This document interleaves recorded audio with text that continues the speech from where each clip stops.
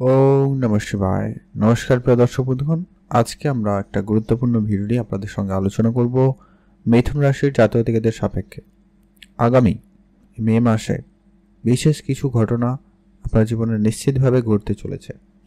কী কী ঘটনার সাক্ষী থাকবেন, কোন কোন ঘটনার বড় বড় উপলব্ধি আপনি করতে চলেছেন, আজকে ভিডিওতে সেটাই আলোচনা করব। কারণ আগামী মে মাসে আপনারা হয়তো অনেকেই জানেন গ্রহগোচরের বিশেষ পরিবর্তন রয়েছে। বৃহস্পতির রাশি পরিবর্তন হবে, সূর্যের রাশি পরিবর্তন হবে, রাহুর রাশি পরিবর্তন, কেতুর রাশি পরিবর্তন অত্যন্ত গুরুত্বপূর্ণভাবে আপনার জীবনে প্রভাব ফেলতে চলেছে। অনেক দিন, অনেক বছর, 1-1.5 বছর ধরে আপনারা যে সমস্যায় ভুগছিলেন, সেই সমস্যাগুলোর বেশ কিছু অবসান আপনি কিন্তু লক্ষ্য করবেনই করবেন। কেউ কেউ পার্টনারকে নিয়ে, কেউ কেউ ব্যবসা নিয়ে, কেউ চাকরি নিয়ে, কারোর কাজকর্মের জায়গায়, কারোর সম্পর্কের জায়গায় নানা রকমভাবে সমস্যার আপনারা ফেস করেছেন। তো সেই জায়গাগুলোতে বিশেষ কিছুভাবে পরিবর্তন হতে চলেছে, সেটা নিয়ে আজকের এই আলোচনা। তো ভিডিওটি না কেটে না স্কিপ করেই সম্পূর্ণ দেখবেন। একবারে প্র্যাকটিক্যালি গ্রহ গোচরের উপস্থিতি এবং তাদের ফল অনুপাতে আপনারা কী ফল পেতে চলেছেন গোচর অনুপাতে, সেটা নিয়ে আলোচনা করব। আপনার জন্মছক কিন্তু আমার জানা নেই, অতএব সেখানকার গ্রহগোচরের উপস্থিতি কেমন সেটা জানা নেই। সেখানে যদি গ্রহগোচর আপনাকে একটুখানি হলেও সাপোর্ট করে, তাহলে নিশ্চিতভাবে আজকের এই আলোচনা আপনার জীবনে খুবই কার্যকরভাবে ফলিত হবে। তো চলুন, মিথুন রাশি, রাশিচক্রের তৃতীয় রাশি মিথুন রাশি। আপনার রাশির অধিপতি আপনারা জানেন অনেকেই যে কি বুধ। এই মুহূর্তে শনি, রাহু এবং শুক্রের সঙ্গে বুধের উপস্থিতি আপনার রাশি থেকে ঠিক 10ম স্থানে। আপনাদের এই মাসে যদি সর্বপ্রথমত স্বাস্থ্য নিয়ে কথা বলি, স্বাস্থ্যের ব্যাপারে বিশেষ তেমন কোনো তো অসুবিধার তেমন কিছু নেই।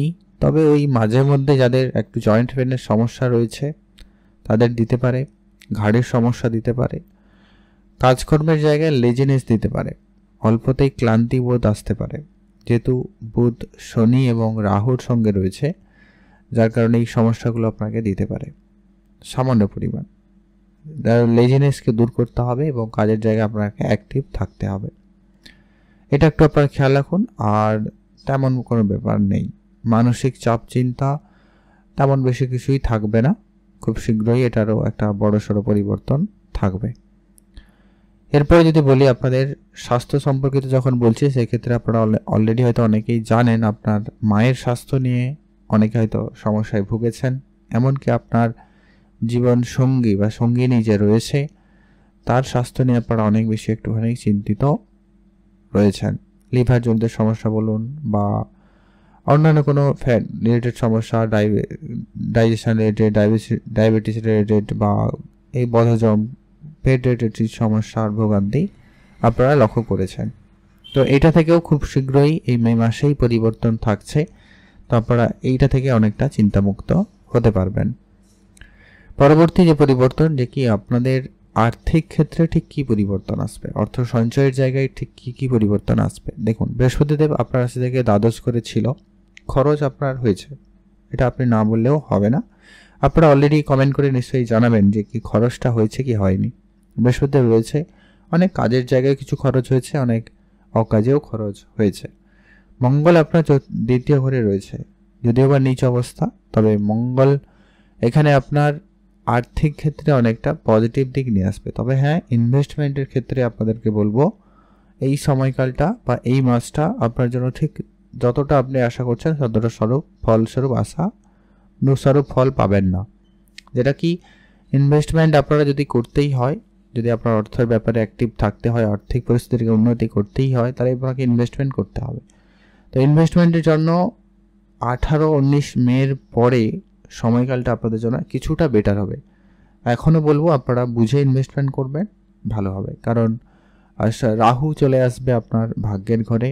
অতএব ভাগ্যের ঘরে যখন রাহুর উপস্থিতি, সেই সুবাদে বলা যায় যে কি আপনার ভাগ্যে কিছুটা ডিলে হবে বা কিছুটা সমস্যা মধ্যে দিয়ে যাওয়ার পরে হবে। আরেকটা যেটা ব্যাপার দেখুন, এখানে আমরা আলোচনা করছি পজিটিভ নেগেটিভ সবটাই, যেটা গোচর অনুপাতে ঘুরতে চলেছে সবটাই। অনেকের এটা লেগে যেতে পারে, অনেকের পছন্দ হতে পারে, না হতে পারে। তবে দেখুন, যেটা আলোচনা সেটা আলোচনাই। তো রাহু চলে আসবে আপনার ঠিক নবম ঘরে পিতার হেলথে কিছুটা সমস্যা কিন্তু দিতে চলেছে আগামী 1-1.5 বছর। কিন্তু এখানে কতটা কি সমস্যা দেবে সেটা ডিপেন্ড করে কি আপনার জন্মছকে ঠিক কেমন রয়েছে। জন্মছকে যদি নবম ঘরে রাহু রয়েছে সেক্ষেত্রে কিন্তু পিতৃদোষ নির্দেশ করে এবং এখানে পিতার হেলথ নিশ্চিতভাবে খারাপ হয়ে যাবে, এরকম একটা ব্যাপার থেকে যায়। তবে যদি না থাকে তাহলে কিন্তু হয়তো সামান্য কিছু সমস্যা দিয়ে পেরিয়ে যাবে, এটা একটা ঘটনা। এর পরবর্তী যদি আপনাদের পারিবারিক বিষয়টা বলি, পারিবারিক ক্ষেত্রে বলবো এখনও এই বিশেষ করে মে মাসের অর্ধেক সময়কাল পর্যন্ত 15-16 তারিখ পর্যন্ত আপনার পারিবারিক ক্ষেত্রে একটু সামঞ্জস্য বজায় রেখেই চলবেন। হুট করে ছোট ছোট ব্যাপারে রাগ ঝগড়ার ব্যাপারটা কিন্তু থাকলেও থাকতে পারে, এই ব্যাপারটা কিন্তু আপনাকে ম্যানেজ করতে হবে। আপনি যখনই কোনো কথা বলবেন কারোর সঙ্গে, সেটা আপনার পার্টনারের সঙ্গে হতে পারে, বন্ধু বান্ধবের সঙ্গে হতে পারে, কাজের জায়গায় হতে পারে, আপনার কথাবার্তাতেই যেন একটুখানি কন্ট্রোলে রাখা প্রয়োজন রয়েছে। কখন কি বলতে কি বলে ফেলছেন এই ব্যাপারটা কিন্তু আপনারা হয়তো অলরেডি অনেকেই বুঝতে পারছেন। তো এটাতে পরিবর্তন থাকবে, আপনারা শুধু এই কয়েকটা দিন ধ্যান রাখবেন। এর পরবর্তী যদি আপনার যে সমস্ত প্রেমের সম্পর্কের জায়গায় রয়েছে যারা, বা পড়াশোনার জায়গাটা কেমন কি থাকবে, আপনার পঞ্চমে হচ্ছে শুক্রদেব, যে কিনা এই মুহূর্তে উচ্চ অবস্থায় আপনার রাশি থেকে ঠিক 10ম স্থানে অবস্থান করছে, সঙ্গে বুধ রয়েছে। অতএব প্রেম সম্পর্কের জায়গায় সময়কাল ভালো, বিশেষ করে কাজের জায়গায় যেখানে কর্মস্থান সেখানে প্রেম সম্পর্কিত ব্যাপারে একটা যোগাযোগ হতে পারে, বা যদি প্রেম রয়েছে তো সেইটার ক্ষেত্রে সময়কাল কিছুটা ভালো যাবে। তবে হ্যাঁ, রাহুর সঙ্গে শনি রয়েছে, ষষ্ঠ যোগ রয়েছে, যে বিষয়টা ঘটতে পারে কি ছোটোখাটো কোনো বিষয় অনেক বড় আকার ধারণ করতে পারে, তাই আপনাকে একটু সতর্কও থাকতে হবে প্রেম সম্পর্কের জায়গায়।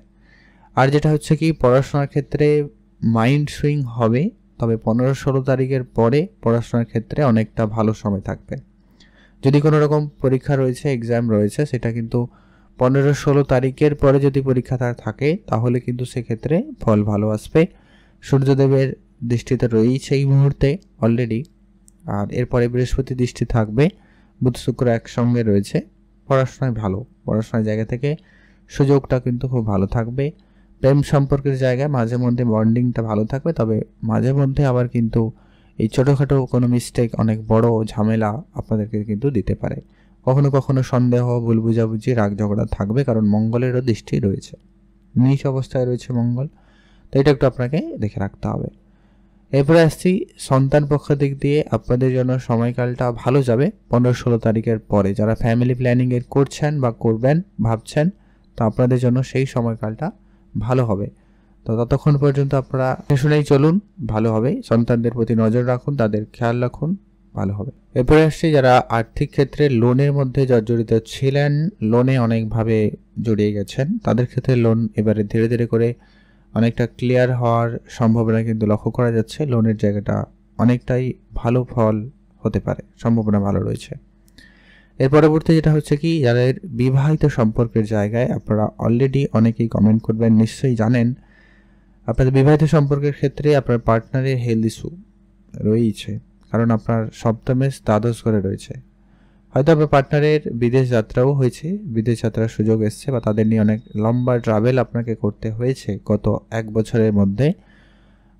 এটার একটা সমাপ্তি ঘটবে এবং আপনারা বিবাহিত সম্পর্কের জায়গায় অনেকটা এবারে উন্নতিই লক্ষ্য করবেন। যে সমস্ত সমস্যাগুলো ছিল, ভুল বোঝাবুঝি ছিল, সেগুলো দূর হবে এবং আপনাদের বিবাহিত সম্পর্ক আবারও মধুর হওয়ার সম্ভাবনা থাকবে। অতএব 16-17 তারিখের পরেই কিন্তু আপনাদের জন্য সময়কালটা ভালো থাকবে। এবং যদি কোনো প্ল্যানিং থাকে, বিবাহের মতো কোনো যোগাযোগ পর্যন্ত হতে পারে মিথুন রাশির জাতক জাতিকাদের, এটা কিন্তু একটা প্রবল যোগ তৈরি করতে চলেছে। বৃহস্পতির রাশি পরিবর্তন আপনাদের অবিবাহিত যারা রয়েছেন তাদের ক্ষেত্রে বিবাহের যোগাযোগটা পর্যন্ত করাতে পারে। এর পরবর্তী যে আমরা গুরুত্বপূর্ণ যে বিষয়টা আলোচনা করব সেটা হচ্ছে আপনাদের ব্যবসাপত্র। এই সপ্তম ঘর থেকেই ব্যবসা দেখা হয়, ব্যবসার জায়গা থেকে সময়কাল নিশ্চিতভাবে ভালো যাবে। পার্টনারশিপ ব্যবসা আপনার এগোতে পারে। আপনি যদি পার্টনারশিপ কোনো ব্যবসা শুরু করবেন বলে প্ল্যান করেছেন, সেটা এগিয়ে যেতে পারেন। বুধ শুক্র একসাথে রয়েছে, শনি রয়েছে, মানে স্ট্রাগল থাকবে, কিছু সমস্যা থাকবে, তারপরেই কিন্তু আপনাদের জন্য বড় কিছু প্রাপ্তিও থাকবে।